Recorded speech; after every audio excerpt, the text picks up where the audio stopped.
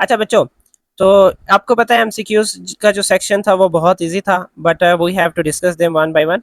First MCQs है बेटा कि which part of nephron is the best associated with excretion of hypotonic urine, यानी dilute urine होगी जिसमें बेटा साल्ट की कंसंट्रेशन क्या होगी, लेस होगी, और जो वाटर की क्वांटिटी है बेटा वो क्या होगी, हाई होगी इन ह्यूमंस बेटा। तो ये डेल्यूट मतलब जो यूरिन की प्रोडक्शन में मतलब कौन सा जो पार्ट है उसका बेसिक रोल होता है, ठीक है। विच part of nephron is associated with excretion of hypotonic dilute urine in humans बेटा? वो लूप ऑफ हैनल्स है बेटा। इस लूप ऑफ हैनल का आपको पता है क्या काम होता है, ज़्यादा से ज़्यादा वाटर की रीअब्जॉर्ब करना। जब बेटा ये प्रॉपरली फंक्शन नहीं करता या ऐसे समझ ले वाटर की जरूरत नहीं होती तो ये उस वाटर को क्या करता है बेटा, पास होने देता है, ठीक है। उसके बाद which part of urinary system has walls that are made up of more or less permeable to water depending upon the body's need to conserve water.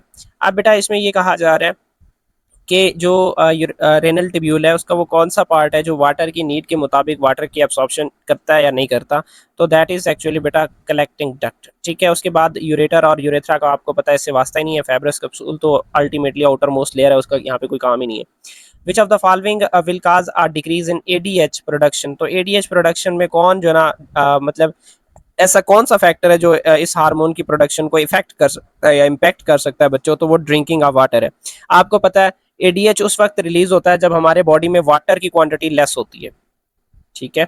Less बेटा वाटर होगा तो उससे क्या होगा, अल्टीमेटली जो एडीएच है वो प्रोड्यूस होगा, और एडीएच क्या करेगा बेटा, रीएब्जॉर्प्शन करवाएगा, ठीक है। वाटर की रीएब्जॉर्प्शन बच्चों करवाएगा। इस स्लाइड में से कुछ पूछना हो तो बता दें बच्चे। उसके बाद फर्दर है बेटा, what is the primary function of glomerulus and Bowman capsule in nephron? Actually ये आपको पता है बोमेन कैप्सूल्स एंड ग्लोमेरुलस है, एक्चुअली ये both of these are actually part of renal capsule या रेनल कॉर्पसल बेटा, ठीक है। रेनल कॉर्पसल बेटा इसके क्या है, ये पार्ट है। और इसका काम क्या होता है बेटा, बेसिक इसका जो काम होता है filtration and capture the filtrate. जो फिल्टर है बेटा ब्लड को फिल्टर करना, actually that is associated with glomerulus, and उसके बाद जो फिल्ट्रेट को कैप्चर करना that is associated with Bowman capsule. Why glucose is present in blood plasma but not normally in urine? Actually बेटा अगर जो ग्लोमेरुलस फिल्ट्रेट है बेटा उसमें ग्लूकोज आ भी जाता है तो उसकी रीअब्जॉर्प्शन हो जाती है बेटा। अब जो रीअब्जॉर्प्शन होती है स्पेशली किस जगह पे होती है बेटा, वो actually actively transported from proximal convoluted tubule to the blood capillaries, ठीक है। तो वो प्रॉक्सिमल कन्वोल्यूटेड ट्यूब्यूल से जो ब्लड कैपिलरीज है बेटा उनमें एब्जॉर्ब हो जाता है। Evidence for glomerular filtration could be found by comparing the size of molecules present in Bowman capsule with those in which the part of nephron। Actually बेटा इसमें एक ही ऑप्शन जो है ना वो सूटेबल है, वो एफरेंट जो ब्लड वेसल है। अब एफरेंट ब्लड वेसल से कौन कौन से पार्टिकल्स आए और कौन कौन कौन से बेटा क्या हुए, फिल्टर हुए। अगर एफरेंट बेटा यहाँ पे नहीं है तो ईफ्रेंट जो ना ऑप्शन वो भी ठीक हो सकता है कि एफरेंट आर्ट्रियोल्स में कौन कौन से जो रिमेनिंग कंटेंट है जो फिल्टर मतलब लार्जर ऑफ कोर्स पार्टिकल्स होंगे बेटा जो ग्लोमेरुलस में फिल्टर नहीं होंगे। बाकी जो छोटे पार्टिकल है वो तो चले जाएंगे। अब छोटे और बड़े जो मालिक्यूल्स हैं बेटा उसको क्या किया जाएगा, कंपेयर किया जाएगा। तो वो जो कंपैरिजन है मालिक्यूल के साइज का, या तो वो बेटा एफरेंट आर्ट्रियोल में होगा या फिर किस में होगा, ईफ्रेंट में। बाकी collecting duct, loop of Henle या जो प्रॉक्सिमल कन्वोल्यूटेड ट्यूब्यूल है बेटा यहाँ पे तो सारे वही होंगे, वही जो सेम मटेरियल है वो जो अब बोमेन कैप्सूल से बेटा फिर फर्दर मतलब पूरे जो रेनल ट्यूब्यूल में घूमता है उसका साइज तो एक ही होगा, लेकिन साइज अगर डिफरेंस है बेटा तो वो इन्हीं इन दोनों में साइज का डिफरेंस पाया जाता होगा। उसके बाद फर्दर है बेटा, reason why right kidney is slightly lower than that of left one? तो ये बेटा आपके सामने डायग्राम शो हो रहा है कि इसके ऊपर क्या मौजूद है, ये लीवर मौजूद है जिसकी बेस पे जो राइट किडनी है that is slightly lower to the left one. तो considerable space occupied by the liver on the right side. Which of the following is non as functional unit of kidney and is found in the cortex बेटा? तो आपको पता है functional unit of kidney क्या है, nephron है बेटा, और ये अल्टीमेटली इसका जो मेजर पोर्शन है वो किस में पाया जाता है, वो कार्टेक्स में पाया जाता है। बाकी जो उसका टिब्यूलर पोर्शन है वो मेड्यूला में पाया जाता है बेटा, ठीक है। तो इसको आप जो है ऐसे भी कह सकते हैं। Further which artery passes to the kidney बेटा?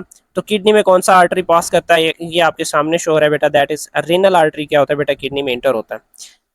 उसके बाद further which structure carries urine from kidney to bladder, that is ureter बेटा। The blood vessels which carry blood from glomerulus is, ठीक है। एक्चुअली ग्लोमेरुलस की तरफ ब्लड लेके जाने वाली आर्टरीज को नाम किसका दिया जाता है? Efferent arterioles.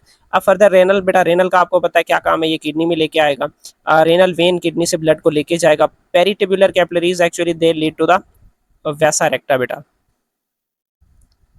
ठीक है, वैसा रेक्टा बेटा बनाएंगे ये। उसके बाद further the basic unit of renal system, renal system का जो बेसिक यूनिट होगा बच्चों वो क्या होगा? नेफ्रॉन होगा। The centre of kidney where urine is collected before leaving the kidney, actually renal pelvis बेटा वो क्या होता है? वो जगह होता है, वो लोकेशन होती है जहाँ से बेटा एक दफ़ा फ्लूइड है वो यहाँ पे एक्यूमुलेट होता है, जो रेनल पेपिला से रेनल पेल्विस में आता है, और रेनल पेल्विस से बेटा फिर यूरेटर के जरिए कहाँ जाता है? यूरिनरी ब्लैडर में जाता है।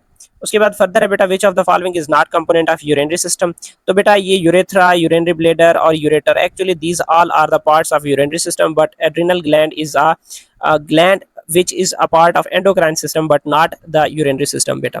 तो endocrine glands जो सॉरी एड्रिनल ग्लैंड्स जो कि endocrine glands है बेटा, या पार्ट ऑफ endocrine glands है, तो ये यूरिनरी सिस्टम का कंपोनेंट नहीं है बच्चे। हाँ ऑफ कोर्स बेटा अपना जो सेक्रीशन है वो सेक्रीट करते हैं किडनी में, बट वो कोई स्पेसिफिक इसका कंपोनेंट नहीं है।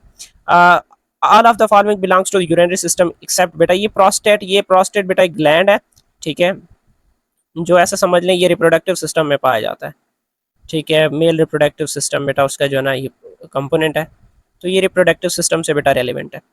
उसके बाद नेक्स्ट एमसीक्यूज है which portion of nephron extend into medulla, तो वो एक्चुअली बेटा क्या है? नेफ्रॉन है, लूपा फैनल है, हमने ये पढ़ा था कि बेटा ये पोर्शन क्या होता है? डीप इन मेड्यूला होता है, ठीक है, सॉरी डीप मेड्यूला में होता है, मतलब मेड्यूला में बेटा ये पोर्शन घुस जाता है।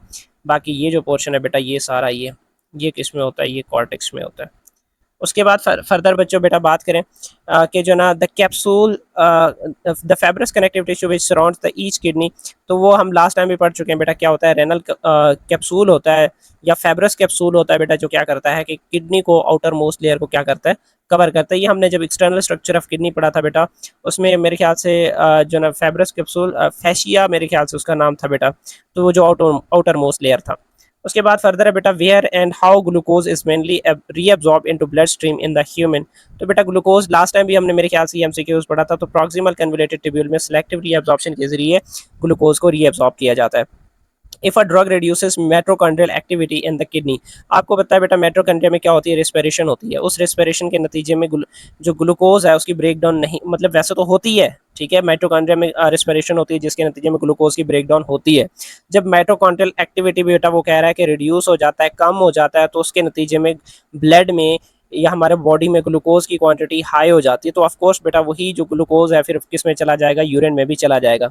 या इसका सेकंड जो है ना, जब बेटा इंसुलिन की कमी हो जाती है, ठीक है, तो इंसुलिन का काम होता है बेटा ग्लूकोज को ग्लाइकोजन में कन्वर्ट करना, तो अब अगर इंसुलिन भी नहीं होगा तो जो यूरिन है बेटा, यूरिया है, उसमें भी जो ग्लूकोज की क्वांटिटी है बेटा वो क्या होगी? ज़्यादा होगी। तो ये दो केसेस पॉसिबल है, एक तो मतलब माइटोकॉन्ड्रिया माइटोकॉन्ड्रियल एक्टिविटी स्लो हो जाए तो यूरिन में ग्लूकोज की क्वांटिटी ज़्यादा हो जाएगी, और दूसरा बेटा अगर इंसुलिन मौजूद नहीं है तो वो जो क्योंकि इंसुलिन का काम होता है ग्लूकोज को ग्लाइकोजन में कन्वर्ट करना, तो अगर इंसुलिन नहीं है तो बेटा जो ग्लूकोज है वो भी हमारे ब्लड में गेन बढ़ जाएगा।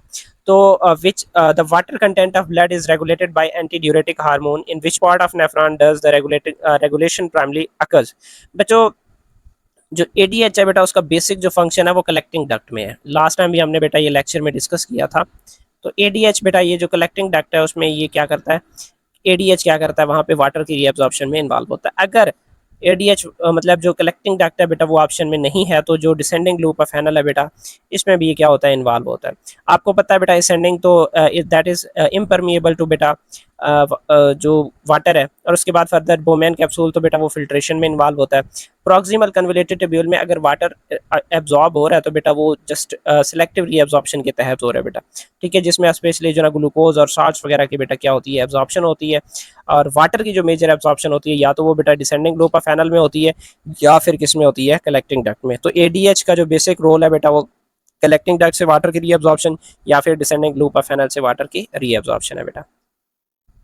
तो बेटा यहाँ से ये आपके चैप्टर के पूरे एमसीक्यूज क्लियर हो गए, इसमें से कुछ पूछना है तो बता दें, फिर हम आगे चलते हैं।